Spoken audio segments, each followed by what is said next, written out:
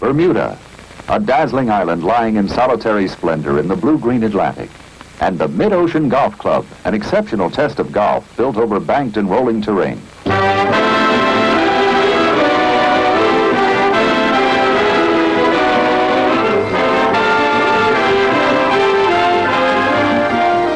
An 18-hole match at medal play between six-time British Ryder Cupper, winner of the Spanish, Italian, and Portuguese Opens, Peter Alliss of Dorset, England, and the brilliant American professional whose many titles included the Thunderbird Classic, the Cleveland Open, and the honored British Open, the late Tony Lema.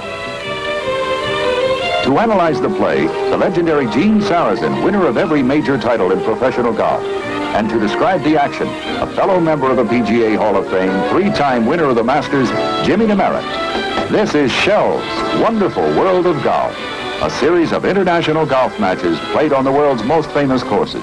This week, the Mid-Ocean Golf Club, Bermuda.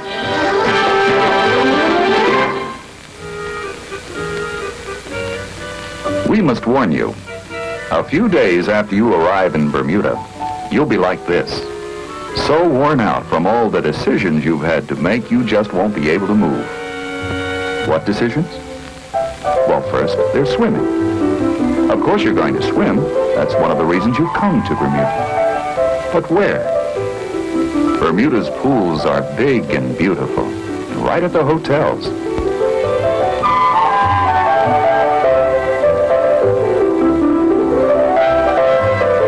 And the deck chairs are so comfortable for sunbathing. But the ocean is bigger and beautiful, and just a beach away from your hotel. And nothing is more comfortable than soft pink sand. And if you choose the beach, which one? Will it be one of the more popular playgrounds where it's so easy to meet someone you know or would like to know? Or a quiet, secluded stretch of sea and sand that seems to belong to you alone? Don't count on nightfall to make things easier. What's your mood tonight? Smart and sophisticated?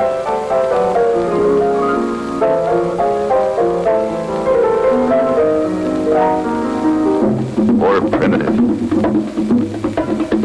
Bermuda has the entertainment to enhance your mood. All you must do is choose.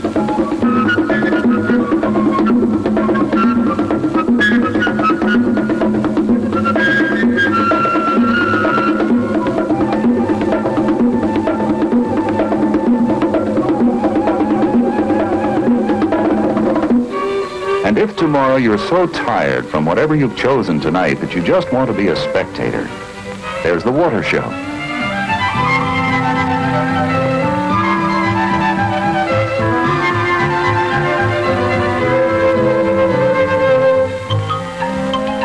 Or the county cricket match.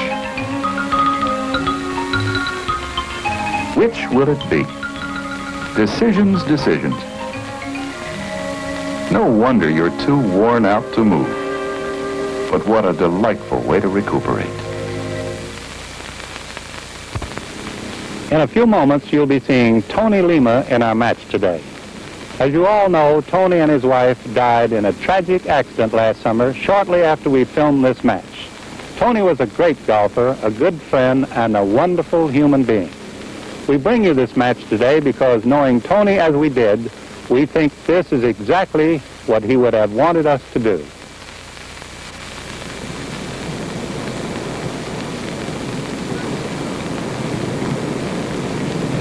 I've traveled the world over, yet there's nothing to compare with beautiful Bermuda. It's been a few years since my last visit to Mid-Ocean Club, but there's still the surprisingly hilly terrain, which means a number of blind shots from the tees, and steeply banked fairways that call for careful placement of shots to take advantage of the roll. There are many bunkers, big and small, 18 on the first hole alone, and in some cases, only a narrow strip of sand lies between you and the ever-present blue-green ocean. Where there is an ocean, there's inland water like the lake on this fifth hole. I consider this to be one of the toughest holes in golf. The breezes off the Atlantic are a constant companion. They get pretty strong at times, so keep the ball low under the wind. The greens were built to the contours of the land. Don't be surprised if you see a single putt go uphill, downhill, and break sideways as well. Bermuda has a special flavor and a feeling about it, and this mid-ocean club plays a prominent part in the island's romantic tradition. The match is being played for $10,000 today. To the winner goes $7,000, and to the loser $3,000. And in case of a tie, $5,000 to each player. In addition, Shell will give $10,000 for a hole-in-one. Now let's join Gene and the golfers. Tony, only a few years ago, you were struggling trying to get into the money, and all of a sudden you won your couple of big tournaments, and away you went. How do you account for that? Oh, Jimmy, you know, a little bit of success breeds more success, and I guess after I won my first tournament, it kind of took the pressure off and gave me the added confidence that I needed to go on and win a few more. And that included the coveted British Open, didn't it? That's right. That's probably one of the biggest thrills I've ever had in the game of golf. Well, that's wonderful, and good luck to you. And Gene? Peter, I noticed you've been practicing for the last few days. Have you gotten used to this Bermuda grass? Well, I think it takes a bit of getting used to, Gene, but we'll do our best, and we try and give Tony a good game. I'm sure you will. Gene, if you have a coin, why don't you toss it and see which player has the honor? You're asking for money again, huh? Trying to get it out of this guy's pocket, I'll tell you that. Call it, Tony. Heads. It's your honor, Peter. Thank you. And good luck to both of you. Good luck, man. The first hole of the Mid-Ocean Golf Club in Bermuda is a 405-yard par 4 swinging dogleg left, with the best line down the middle of those three bunkers about 180 yards out.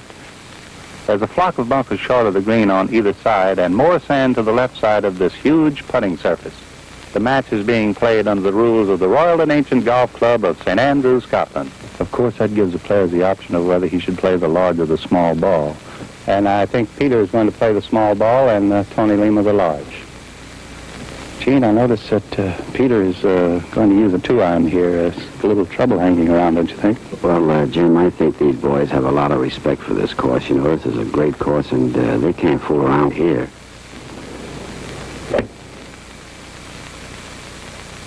It's perfectly placed. It's right over the center bunker. Gene, that's an ideal shot. Beautiful. Well placed. This course plays to about 6,400 yards to a par 71. Now, Tony Lema steps to the teeing area and is going to use a 4-wood. Of course, you know, Jim, you can play this a little too safe. That leaves an awful long second shot. Tony moves it out to the right. It should land okay, though. It's going to land into the fairway and kicks down to the left, and both players are off to a very fine start here on number 1 at Mid-Ocean. Tony Lema's tee shot out about 220 yards with a 4-wood, and about 225 is Peter Alliss. And Gene, Tony's going to use a 6-iron for his second shot here, and this pin placement makes it a little dangerous, doesn't it? Oh, yes, he can't go through this green here and wind up down near the ocean here in the trap. He starts it way out to the right, Gene, but it's hooking back toward the center of the green. It's going to land on the center, and it doesn't take the bite very well, and runs up toward the backside of the green and trickles back toward the flag. It was a very good shot, and Peter Alliss, out about 10 yards further, playing the small ball, is using a 7-iron for his second shot. Gene, I believe the difference is the small ball in the distance, don't you? Yes, I would say 1 club difference, Jim.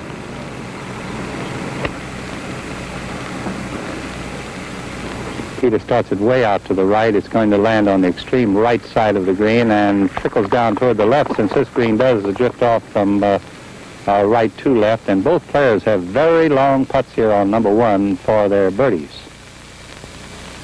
Peter Alliss with about a 40-footer for a birdie is slightly away. His putt is breaking down toward the ocean, and it's quite a roll there, isn't it, Gene, on this first one? Yeah, it's not a tricky putt, though. It's a matter of judging the distance, the speed of the green. This is definitely a lag putt. I don't think that Pete's going to charge this too much. He uses a mallard head putter.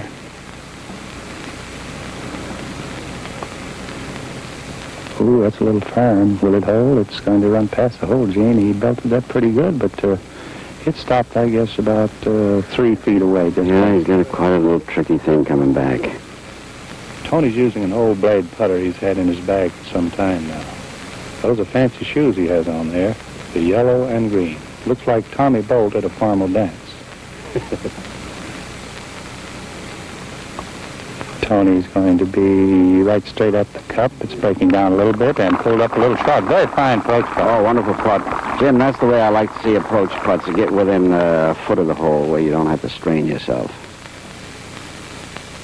And Tony tapped it in and got his par. And we have Mr.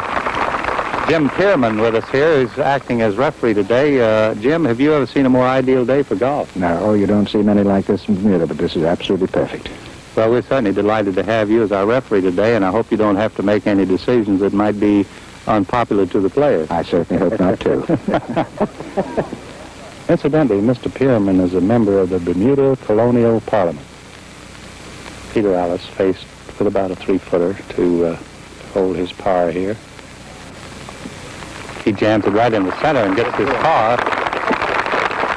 And through the first hole, both players get their par 4s, and this match is all even on Shell's wonderful world of golf. On the 470-yard par 5 second hole, our slow-motion camera allows us to compare the swings of Tony and Pete. Peter Alliss addresses the ball in the conventional manner on a line inside his left heel. He moves away from the ball to the top of the swing with a clockwise turning of the hips. Tony addresses the ball a little more forward than Peter does. He slides his body sideways away from the ball before turning his right hip for a full pivot. In starting down, Peter now rotates his hips counterclockwise. He clears his left side as he makes contact with the ball. With the ball more forward at address, Tony also has to slide his hips laterally forward along his intended line of flight. He bends both knees as he gets into the shot, and his left side is bent like a bow. He and Peter smoked big drives here, played iron shot approaches to the green, and were putting for eagle 3s. Peter Alliss is just over the green in the short frog hair, about 60 feet from the cup. He's faced with another long approach putt, isn't he, Gene? Yeah, but this is one of those mid-ocean specials with about 3 or 4 rolls before he gets to the hole. Boy, it's a hard putt to lay dead. Ooh, another firm one, but it's holding up. Looks very good. Oh, there's a great putt. Tremendous putt. And the ball did roll over just the part of the right lip of that cup and stopped, I would say, about 18 inches away. Boy, I want to tell you, he's got his eye on that hole if he can judge that kind of putt. Certainly has. And Tony Lema with a 15-foot putt for an eagle 3. It's going to move off to the left.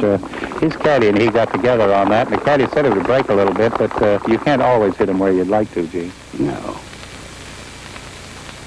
He straddles Allis's line of putt and taps it in for a birdie 4. Gene, from all indications, this match should come right down to the wire. Both these boys are playing fine here. It'll all get down to one thing, 3-foot putts. You're right. Here's about an 18-incher for a birdie 4. Pete's going to the cross-handed putting stroke, which is very popular among the American professionals. Ooh, he used all that left side, Jake. Both players on the second hole get their birdie 4. The match is still all even on Shell's wonderful world of golf. This is a story about some of the ways that Shell serves the thousands of people who vacation each year in Bermuda. It involves this charming young couple and 2 of the vehicles known here on the island as motor-assisted bikes. Now, since the speed limit in Bermuda is only 20 miles an hour, and bikes, even motor-assisted ones, do not usually travel that fast, it is going to take quite a while to get to the point of our story. So, in the meantime, we thought you might enjoy seeing Bermuda the way most visitors do, from the seat of a bicycle, motor-assisted.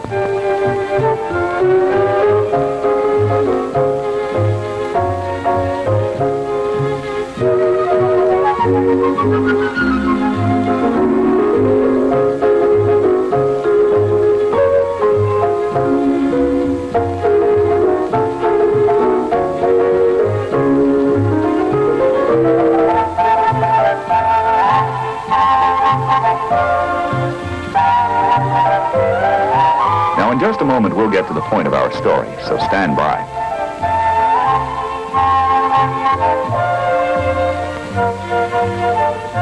Here it is. These bicycles, being motor-assisted, do occasionally run out of fuel.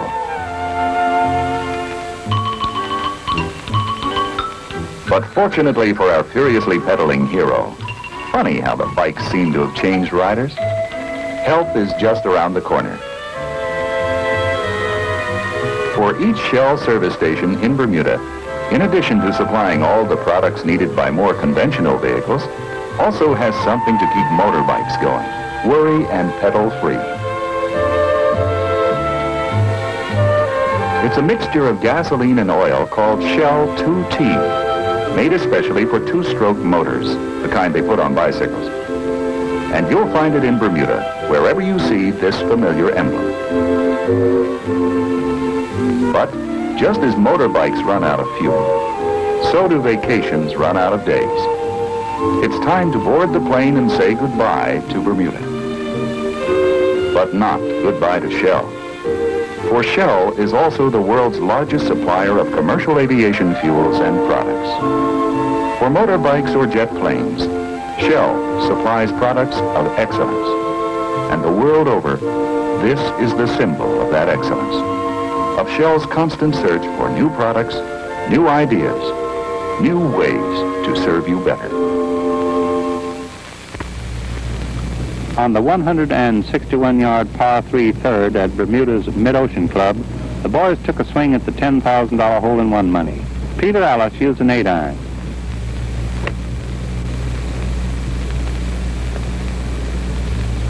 He hit a high, firm shot, but drew it left of the pin and finished about 24 feet away. Tony Lema also used an 8-iron. He got his ball flying right at the stick, which was set behind the bunker, but came up a little short and about 26 feet from the hole. We took a good look at that putt, Gene. Looks like a couple of breaks there, doesn't it? Yeah, it has a double break, but there's a possible chance of holding that. It's uphill all the way. All he has to do is hit it. Hit it on line, the right speed, judge the roots in the grass, the air. There's nothing to it. He's got a good line, Gene. It could go. Ooh, look at that thing swing back off to the right. And Tony had good speed there, ran it past the hole about 18 inches. Peter Alliss, 24 feet away, putting uphill, and his putt might drift a little to the right, not much. I believe it's a little short, Gene. He would have missed it, though, I believe. Yeah, if he'd have hit that a little harder, it stayed right up on the left side of the hole. Pete's going to mark his ball because if he didn't, he would have to stand in. Jim, Tony's line of putt, and Tony was willing to concede those. Jim, Tony's putt is not as easy as it looks. I believe you'll have to hit this very firm, Gene, to hold that line. Oh, he jammed it right in there.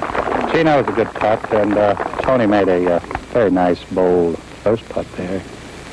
Peter Alliss putting for a par 3. He got it.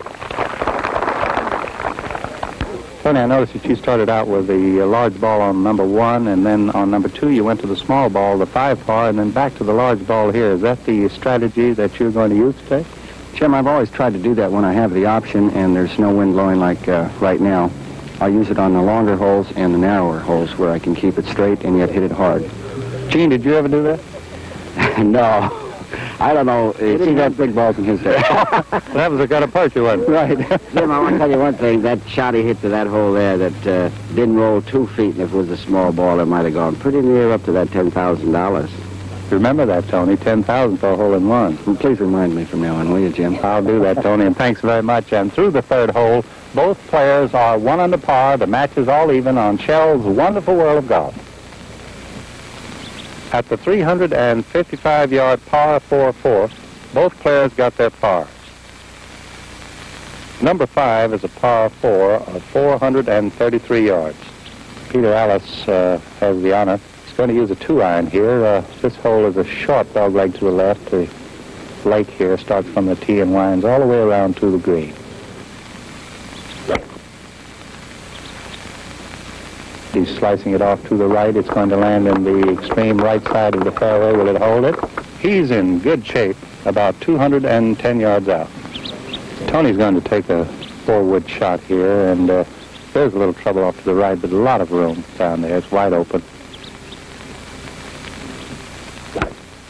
Gene, Tony's cut that dog leg much sharper than Peter did. He's shortening up this hole and has just carried the lake. He's in the left side of the fairway, about 110 yards from the green. Peter Alliss got a 6-iron second, but Gene, he definitely has the advantage coming into this cup on the left side of this green, doesn't he? Yes, it doesn't pay to cut across there because you have a hard shot to the flag. Now, see, he can play to the right of the green and bounce into the hole. And he's playing it way out to the right, and this green certainly breaks off, and it's going to land on the right side and tips off to the left and trickling down into the right center of this green. Tony Lema bit off an awful lot of this dog leg, Gene, although I believe he could have used a driver and been better off. Oh, yes, if he'd have used his driver, he'd have had an open shot to the flag. Now he has to carry this second shot all the way to the flag, and boy, it's a very dangerous shot.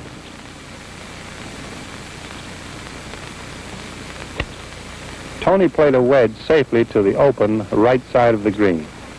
It kicked left toward the pin about 40 feet short. The three putted from here. Peter got down in 2 for a par 4 and went 1 stroke up after 5 holes of play. On the 310-yard par 4 6th hole at Bermuda's Mid-Ocean Club, both players hit the green in 2. Tony Lema's second shot with a wedge just short of the hole in line about 18 feet. And Peter Alliss about an inch or so off the green in the fringe, about 55 feet away. He has a putt here, Jim, now that could fool him. This is a slow putt. He has to hit it hard. Although he's had practice on this green, he should know.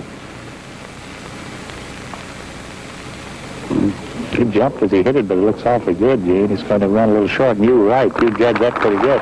The way he hit that ball, I thought it would go across the green. I noticed a thing there, Gene, was unusual. He used the standard overlapping grip there with the right hand down below the left on the long approach putts, and then he gets over these short ones and changes to the reverse. It's very confusing, I would think. I don't know about him. It's confusing me. Tony Lema, about 18 feet away. It's firm up toward the hole, and right in. Oh, what a beautiful putt, and Tony Lema jammed it right in the heart of the cup, Gene. Bold putting paid off that time, didn't it? It just goes to show you, Gene, how mental play golf can change. Here's a boy leading by a stroke, Peter Alliss was referring to, and all of a sudden here he's faced with about a 5-footer to keep him going 1 stroke back. Funny game. It surely is. Back to the reverse grip.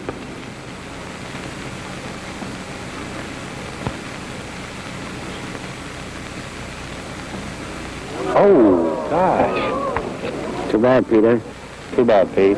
Just goes to show you how this game can change. Lema picked up a birdie. He goes 1 stroke up at this time. He is 1 under par. Peter Alliss is even on Shell's Wonderful World of Golf. The short 7th is a 3-par of 131 yards, and the tee is well up above the green. There are a couple of small lakes in front of the green, and the traps surround this short hole. Tony Lema has the honor. He picked up 2 strokes on the last hole. It's well up above the flag. It's going to carry over. Ooh, Gene, he's got himself an impossible shot almost to get down in 2. His ball landed on the fringe, on the down slope. It carried in the back of the trap and trickled down. He has a downhill lie going back to the hole, and he only used a wedge shot. That was Tony Lema. And remember, again, that Shell gives $10,000 for a hole-in-one. And Gene, in your days back in the early 20s and 30s, were they giving $10,000 for hole-in-one? They wouldn't give $10,000 for the whole tournament. The leading money winner, I think, won about $4,000 or $5,000, didn't he? That's right. I think you told me one time that you won the American and the British Open Championship and received under $1,000. $1,500 combined prize money. It cost me more than that to play in them. Alliss also used a wedge to the short but tricky little hole.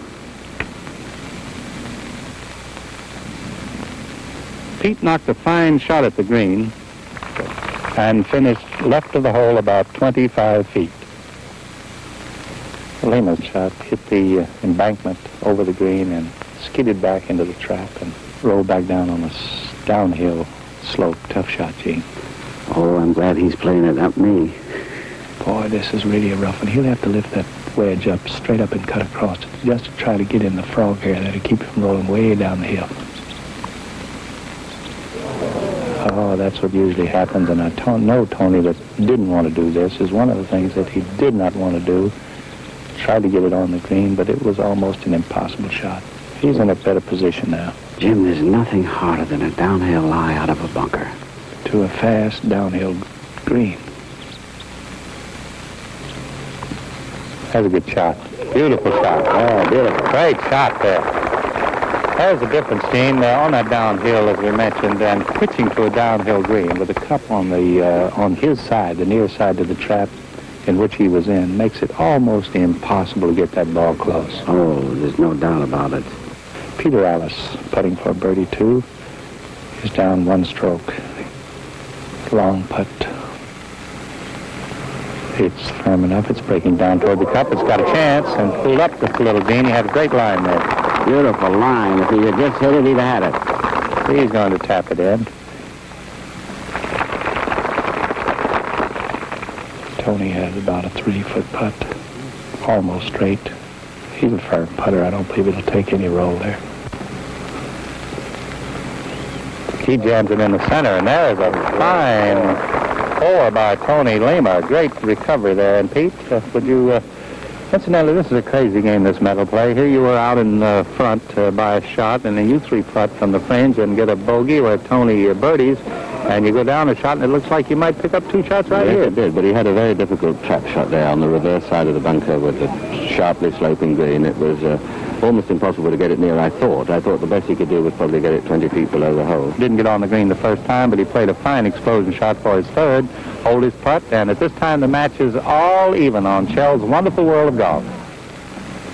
Both players matched the card on the 325-yard par 4 8th hole at the Mid-Ocean Club in Bermuda and stayed all even at even par. On the 412-yard par 4 9th hole, Peter Alliss drove into the right center of the fairway some 285 yards. Tony was in the left center of the fairway, 280 yards, and was away. Lema's using a 9-iron for a second, Gene, and the cup is well back, and this is a blind shot. The player can just see the top of the flag. Hits the ball, then the turf. It's right straight at the flag. Will it be far enough? It's going to land on the front side of the green. Takes a big hop, and then took a spin. The ball took one big bounce and then spun back, and it didn't do the thing on the last green. Here's Peter Alliss with a wedge. The only chance he's got to get close to the hole is to carry it practically all the way. And he's doing that, Gene. He's throwing it right straight at the flag. This could be awfully close. But look at that, Gene. That ball had no bite at all. He landed just perfect, but here it comes back down the hill. Both players are on putting for 3s on the 9th hole. They're both on the green here at the 9th hole, and Lema is about 21 feet away, and Alliss about 16. Lema's putting uphill. Very large crowd gathered here, and incidentally, a very colorful crowd. A lot of people in the traditional Bermuda shorts. Lema's up toward the hole. It's off to the right and swings past about 18 inches. Here's Peter Alliss downhill. Here's a putt that he's got to be careful with because this is fast. He laid it down there. It's going to break off. Gene, he didn't have the speed. He just pushed the putt. He certainly did, and he's within a foot, and I believe he's going to mark it because taking his natural stance, he would have to step in Tony's line. And this is a courtesy that all the players extend one another. They certainly don't try to step in your line of putt. Tony's putting out.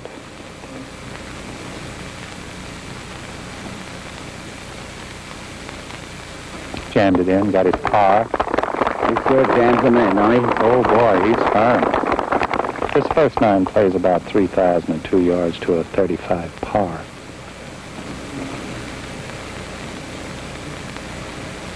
And Peter got his putt, and they both parred, and Incidentally, Gene, how would you analyze that first nine of play here by Alliss and Lema? Well, Jim, they drove the ball very well. Their second shots weren't close to the hole, but I can understand that because playing through these fairways, they're playing through this part Bermuda and part St. Augustine grass, and that St. Augustine grass has wide leaves and gets between the face of the club and the ball, and they can't stop the ball.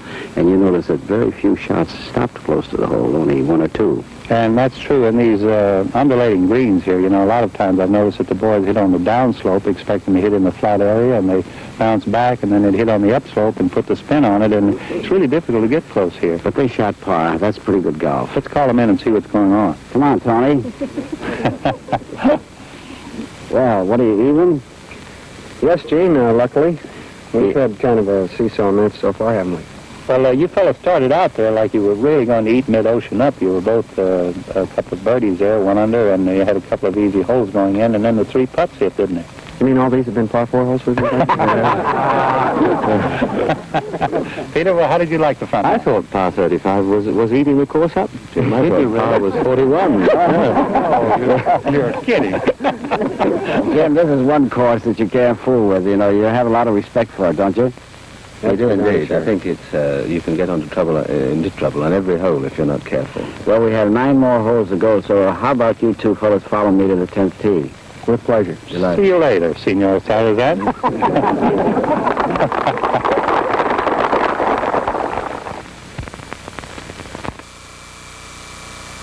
10th hole is a straightaway par 4 of 403 yards with a high mound that breaks down and to the right from the elevated tee.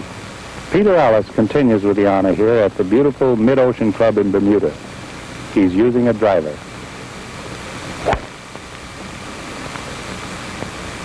There it goes. Beautiful shot. Perfect. It's drifting off to the right. Slight fade from left to right. Should land in the geometrical center of the fairway, and he rolls down in a perfect spot. Tony Lema. That was a nice shot. I think that practice swing registered at Caltech. Slight tremor toward the center of the Atlantic. Oh, nice shot. Beautiful. Gene, that ball is down the left side, and since this does break off sharply, that's a good spot, isn't it? Perfect spot. 2 players down the middle on the 10th hole.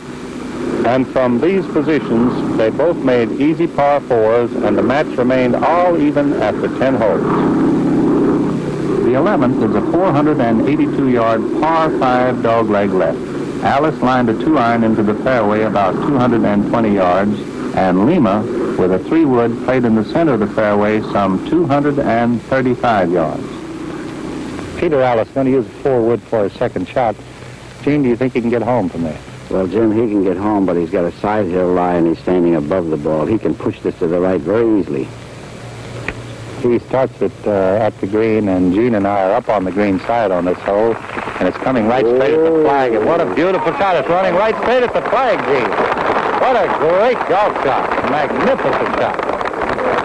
Tony's down the center using a 4-wood. How many times you've had that happen to you? Some fella knocking one close to the hole. Well, the thing to do is just knock it inside of it.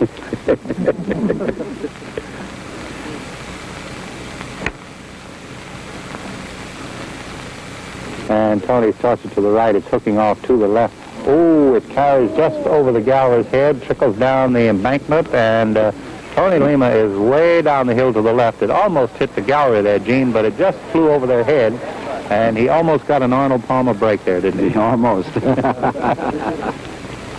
Tony Lema went to a 4-wood for his second shot here, and he's off to the left of the green, just past the pin, about 30 yards away, using a pitching wedge, and pitching uphill, fortunately, Gene, he'll be able to stop this.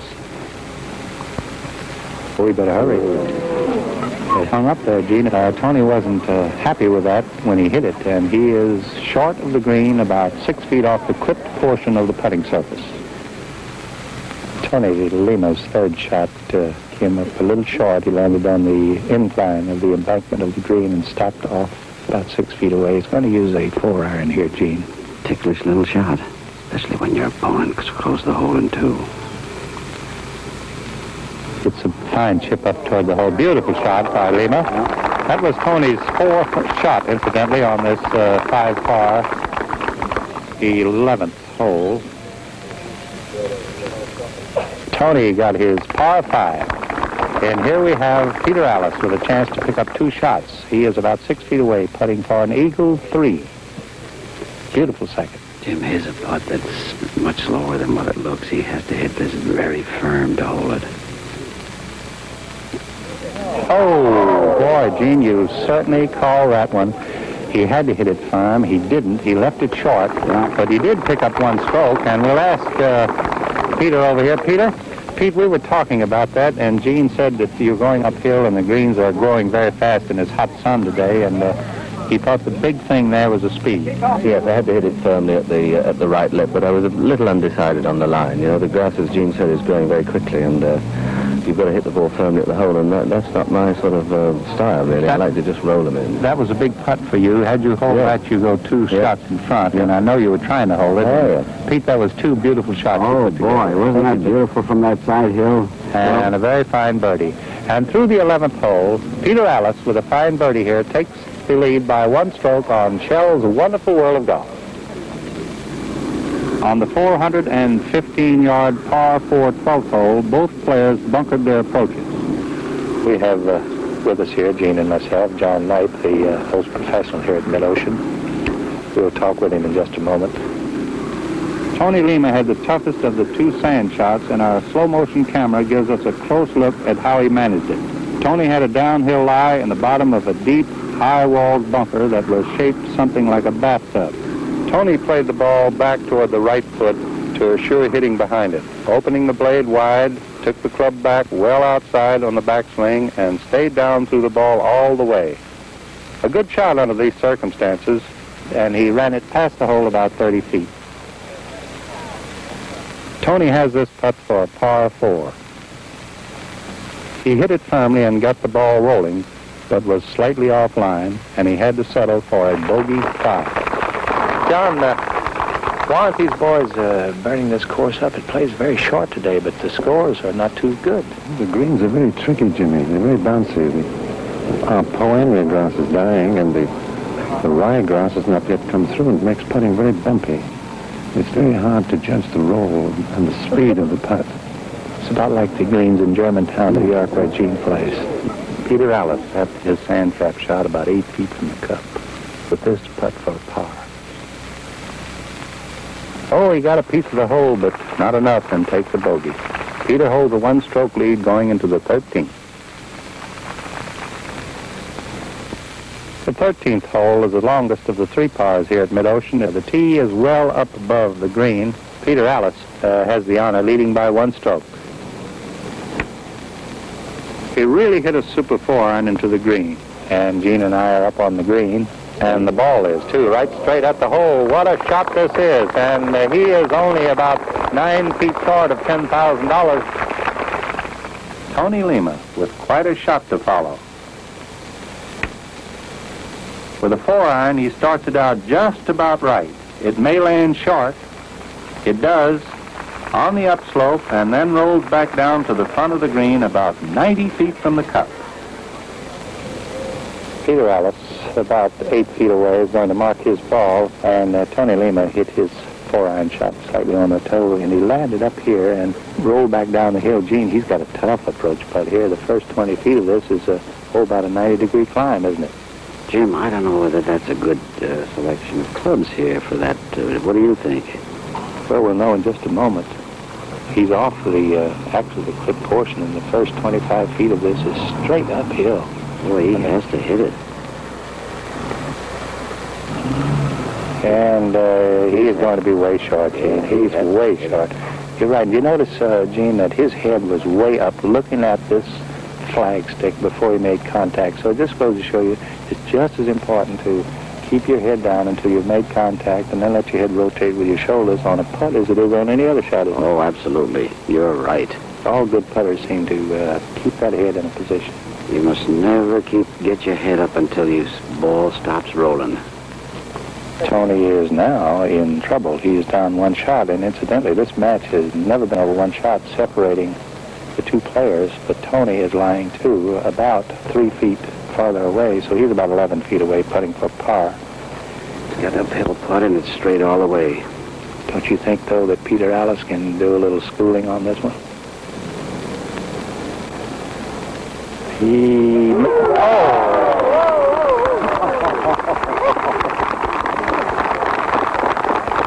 Gene, there it is. He used all 4 and, 4 1/4 inch hole, or 4 3/4. One of this is going to shake up.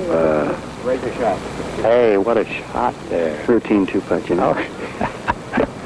I was really trying to make the first one. Yeah, I saw you gave it a chance. You're about 11 feet short. That's all. I'm about 5 feet wide. But here's Peter Alliss with about an 8-footer for a birdie 2. Oh, again, he's off to the right, and just goes to show you about this game. It looks like Pete might have a chance to pick up 1 shot on you, if not 2. The last 2 holes, Jimmy, it looked like he could have picked up about 6 strokes on me, really, and as it was, I think I've lost just 1. You're very, very fortunate.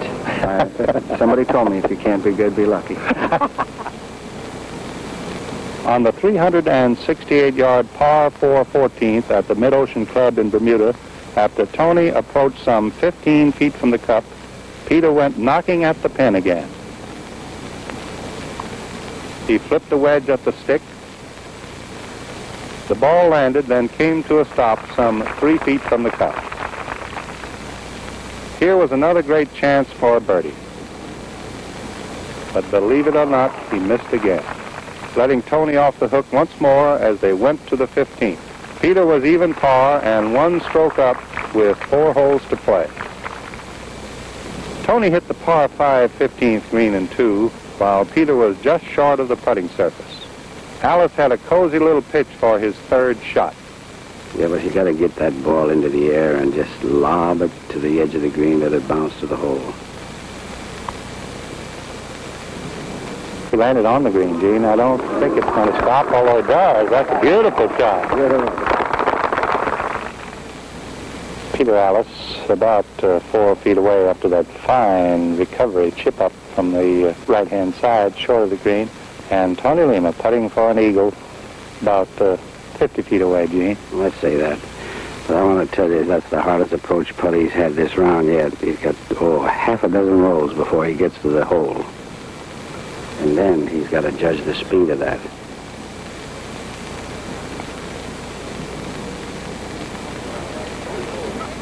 Oh, how about that like that? That was a great putt. Tony is all proud. He is happy. I would too, right? Oh, yes, yeah. That was a fine putt, and that gave Tony a nice birdie there. Peter Alliss, with no luck at all so far on the greens, could hold this putt and retain his 1-stroke lead.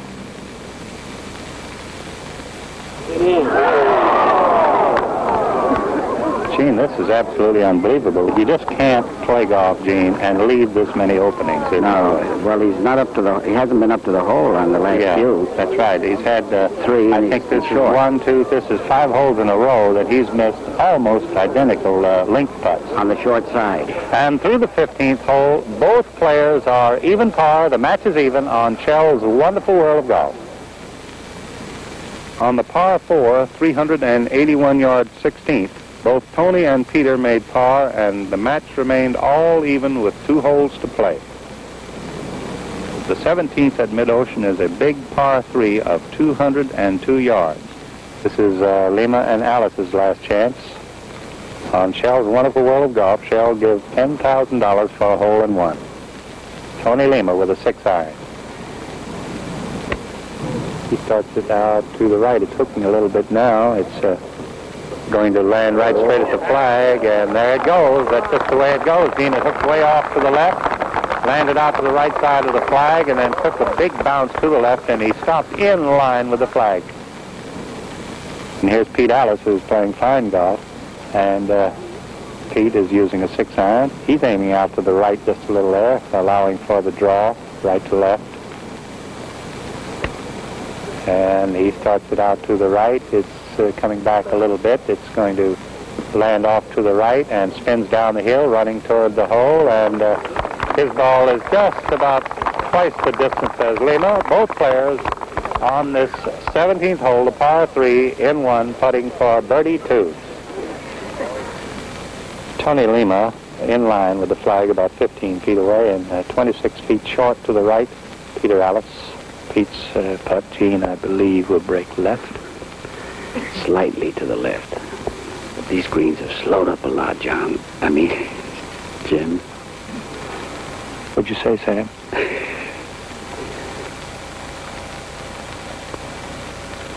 His first tee's been up. Oh, nice putt there. But, I know what he's thinking about when he ran that past. About 4 feet, and this boy has missed 6 in a row from about this distance. And this is the first one he's been up on, Gene, and it would be on a lag putt, wouldn't it?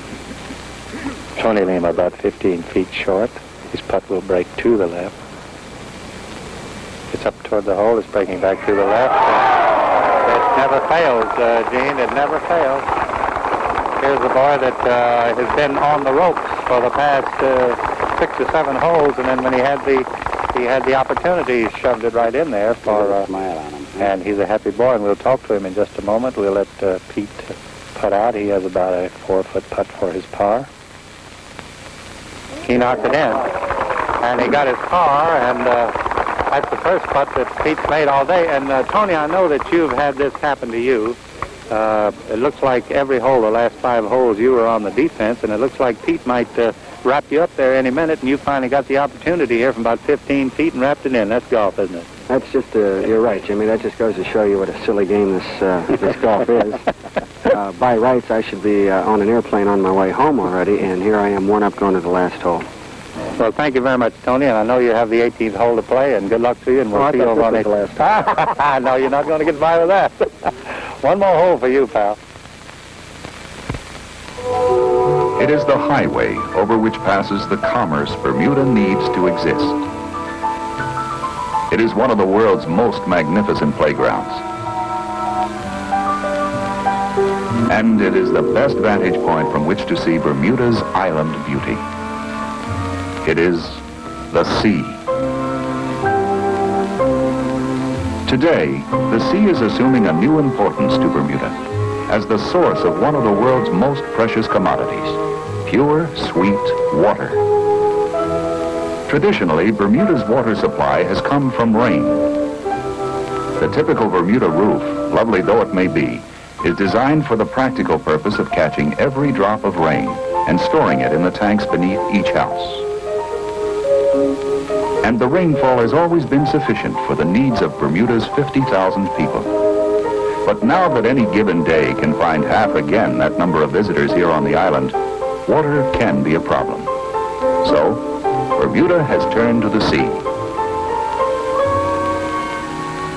This is Bermuda's first water distillation plant, capable of turning salt seawater into pure, fresh drinking water. And it is here that oil and water do mix. For supplying the fuel that heats the salt water to the point where it releases its life-giving purity is another task performed by Shell. Keeping pace with the demands of modern technology for new fuels, new lubricants, new chemical compounds to do new jobs is a part of the dedication to excellence that is common to all Shell companies in Bermuda and throughout the free world. Your Shell dealer, too, believes in excellence, in the products he sells, the services he provides. For he is the local representative of Shell companies everywhere. He is your link with Shell's constant search for new products, new ideas, new ways to serve you better.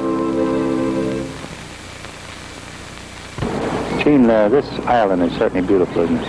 I think it's the most beautiful island I've ever seen all over the world, Jim. I don't know how people play golf around here because they're always looking at the beautiful spots instead of the golf.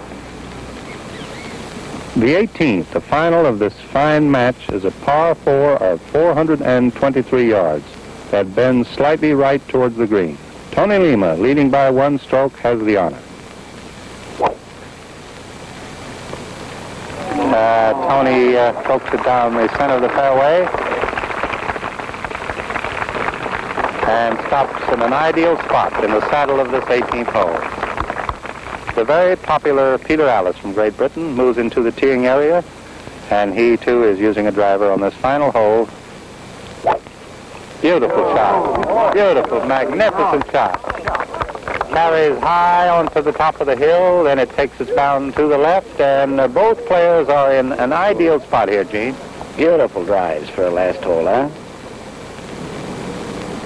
Tony Lema down the center of the fairway, about 260 yards, going to use an 8-iron. Gene, he's in a perfect spot right in the saddle of this 18th fairway. He's right at the flag. He's going to land short of that green, Gene. I don't think it's going to come up. Oh, look here. Yes, he hung right up on the top of that hill, Gene. He's way short of this hole. Boy, this left an opening for Peter, didn't it? Yeah, Peter has an opening. Well, Jim, here's a very important shot. There's about $4,000 involved in this shot. Peter Alliss, about 270 yards out, is playing a 9-iron for his second shot.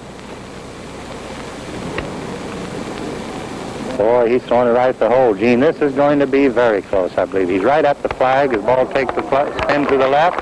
And there he is with a chance again.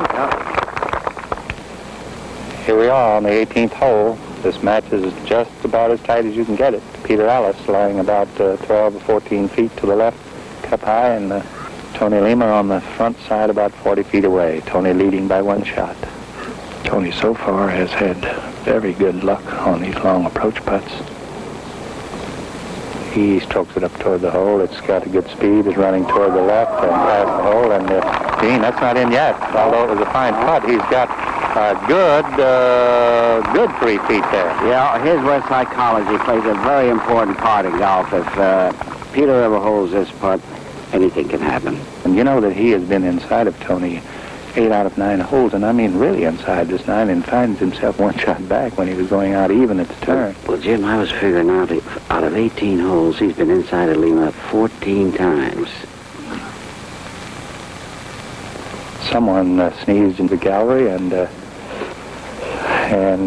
Peter Alliss backs off to That sneeze may cost somebody $4,000.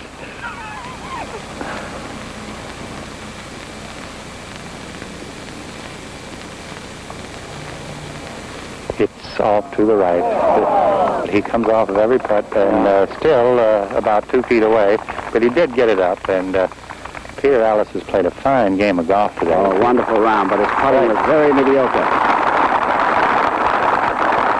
Tony Lema, staying right here. This is a $4,000 putt. Gene, actually, to the winner goes $7,000. The loser gets $3,000. And if he misses this, the players will share the $10,000 in prize money, which will be $5,000 each. Tony Lema with a 3-footer to win this match. And remember what we said on the second green, Gene? Gene, from all indication, this match should come right down to the wire. Both these boys are playing fine here. It'll all get down to one thing, 3-foot putts. You're right.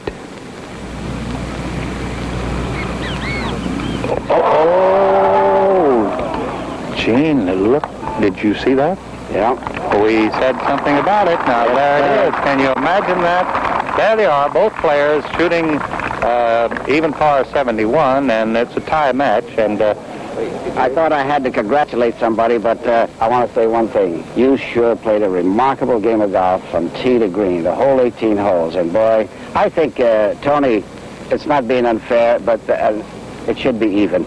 That's the truth. Congratulations to both of you. I think you both played fine golf. And, Tony, it's a tough putt to miss there, coming right down to the last hole. But, you know, your opponent had a few of those bad breaks, too. That's right, Jim. I guess everything averages out. I'm not too happy about making a 5, and especially missing the short putt. But we had a good match, and Peter missed an awful lot of putts. So I guess I should be happy with the tie. Well, we're just delighted, and in behalf of Shell, Gene and myself would like to thank both of you boys for appearing on the show. You've put on a great match, and one that will always be remembered by Shell and his viewers. It was a great match, and both of you get $5,000, so that's not too bad, is it? That'll smooth something over. Well, if you two are not too tired, you mind following me, and we'll show the folks a few little tips on how to keep the ball down into the wind? Why don't you do that? Come on. I'll show them how to make a 3-foot putt. All right, Tony. Good luck to both of you, and thanks a lot. Thank you, Jim. Bye-bye.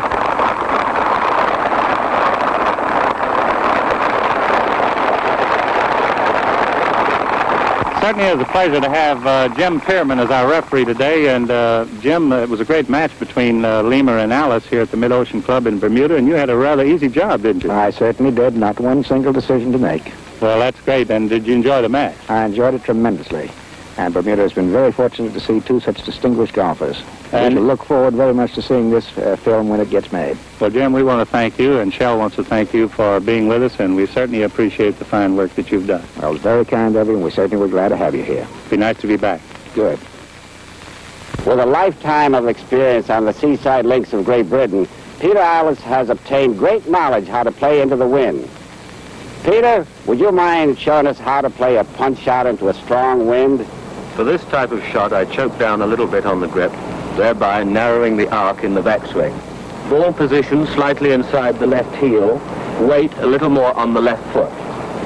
Don't line up with the bottom of the blade, thereby throwing the blade open. Keep the top of the club face square to the intended line of flight. Keep the hands forward and break the wrist early in the backswing. Don't become too stiff in the backswing because this can tend to throw the right shoulder over at impact. The best way to play a shot into the wind is to keep the ball low so as to avoid its strongest effects. It is also a good idea to take at least one club more than you would require for the normal shot. Let's have a look at this now in slow motion. Now watch Peter break his wrist quickly as he swings back, shortening his arc for maximum control. Now he pulls straight down, and at contact, his hands are ahead of the ball as he punches it low and away. As we mentioned earlier on this program, this match was filmed just prior to the tragic accident that took the life of Tony Lema. It is our hope that the film you have just seen will help you remember him as we knew him, as a fine golfer, a great competitor, and a true gentleman.